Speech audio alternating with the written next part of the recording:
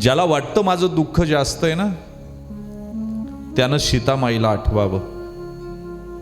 जन्मली तरी आईची कूस नाही, जमीन फाडून वरती आली. लग्न लागलं तर बँडबाजा वाजला नाही.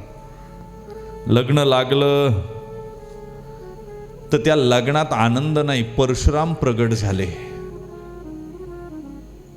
सासरी आली, 7 दिवस सुद्धा सुखानं जगली नाही. मंथरा प्रगट झाली.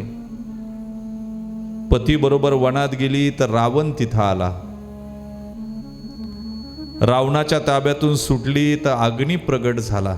खरं तर राजवाड्यात आली परत तर जनतेनं अपमान केला. लक्ष्मीचा अवतार, जनकाची मुलगी, रघुकुलाची महाराणी,